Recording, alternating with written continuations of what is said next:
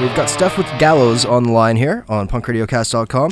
You guys are currently on an East Coast American tour, doing some supporting and some headlighting on the tour. How's that going so far? It's going amazing. You know, AFI are such a great band, and it's a pleasure for us to be able to come out and do like a main support tour for a band that we've all grown up listening to. Definitely. And very influential in the punk music scene, like in the UK and in the States. It's just great, you know, like we're going down really well every night. We're having a really good time. It's just a lot of fun with good friends. That's always the way to do it, hey? Yeah, definitely. Now, earlier in the summer, you did the massive Warped Tour, and probably not so many friends on that tour. There was a lot of different styles of bands on that, but definitely some standouts like Alexis on Fire and that kind of stuff. But has your experience from the Warped Tour, has that given you more exposure, do you think, in the American markets?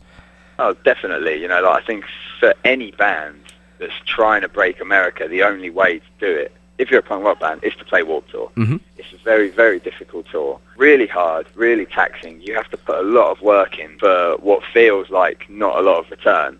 But we've come back to the States now. This is our like 4th or 5th, maybe even 6th time playing in the States. Mm-hmm. And we've definitely seen an increase in our fan base on this tour after the last Warped Tour. We played Warped Tour for the first time in 2007, and it was fun for us then, but we were playing to hardly anyone. Yeah. We were really struggling. It was difficult for us to do it. The last time we played Warped Tour in the summer, we were playing to anything between 200 kids a day up to probably 3,000 kids a day when we hit the East Coast and we'd hit the West Coast. Now, coming out onto this tour, we've had so many kids come up to us that are AFI fans that have said, you know, we came to see you guys, we saw you at Warped Tour, we thought you were amazing, so we bought tickets to this show just to see you guys play. Hey, that's a good feeling. It's been incredible for us, you know, like, what more can a band ask for than a tour that takes them all around the country, gives them maximum exposure for doing, you know, hardly anything. And yeah, there's a lot of shit bands on Warped Tour, I'm not going to lie, everyone knows it, but at the same time, we made some amazing friends, you know, like you said, the Alexis on Fire guys are incredible. POS, Steph the rapper, he's unbelievable. Oh, yeah. He's been on Warped Tour both times he's done it, you know, so it's like we've made a lot of good friends, but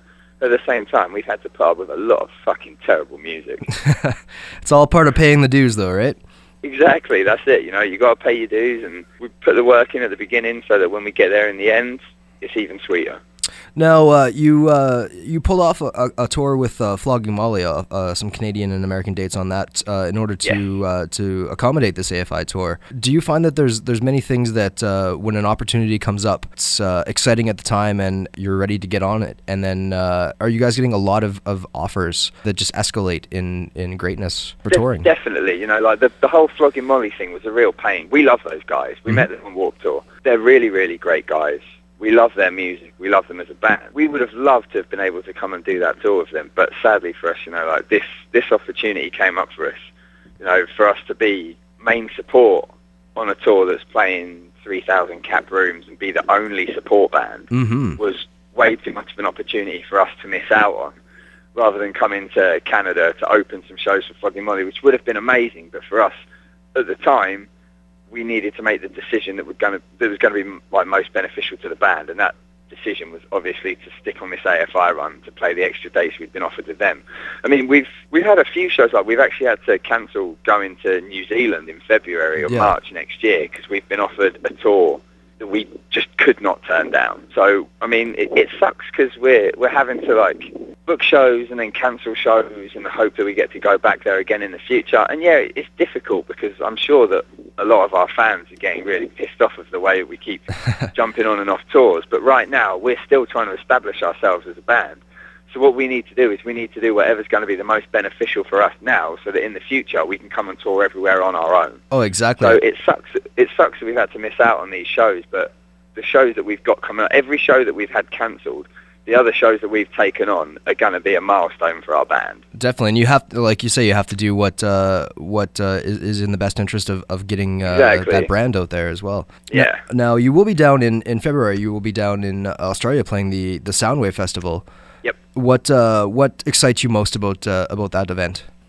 What excites me most about that event is the fact that I get to have a holiday with my girlfriend with her band playing as well. So someone else is paying for me and my girlfriend to both go on holiday in Australia for 3 weeks. Hey, nothing wrong with that, hey?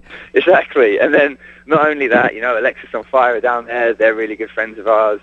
AFI are playing that tour as well, and after this tour, they're like some of the best friends we've ever made as a band. So we just get to go, we get to hang out with a lot of our good friends, and we just get to play some good punk rock music. We get to enjoy ourselves in Australia, and I get to have a holiday with my girlfriend at the same time, so I'm stoked. I can't wait. No, that's probably not something that happens too much when you guys are touring around. I believe that it would be very formatted, okay, you're here tonight, and then you're there tomorrow night, and you don't have a lot of time to actually experience the places that you're playing in. Exactly. That's why doing that Soundwave tour is so good for us, because you play shows on the weekend, and the weekdays you've actually got off. So we're playing Friday, Saturday, Sunday, then Monday, Tuesday, Wednesday, Thursday, Friday are days off. Then we play Saturday and Sunday again, and it's the same again. The next week, weekdays are off, weekends are show days. So I actually get to have some time in Australia. We're going to fill our off days with a few shows here and there, but we get to spend some time actually seeing the country. You know, when you tour as a band, it's really difficult. You don't often get a chance to go and see where you're playing. You just get thrown in at the deep end. Someone tells you this is what you're going to do today. It's fun, but at the same time, it's hard to travel the world and not see any of it. Yeah, exactly. You've been to all sorts of different places, and if someone was to ask you, oh, what did you think of this place? And you can say, well, you know, the club was great, and there was a good turnout. Exactly. But, yeah.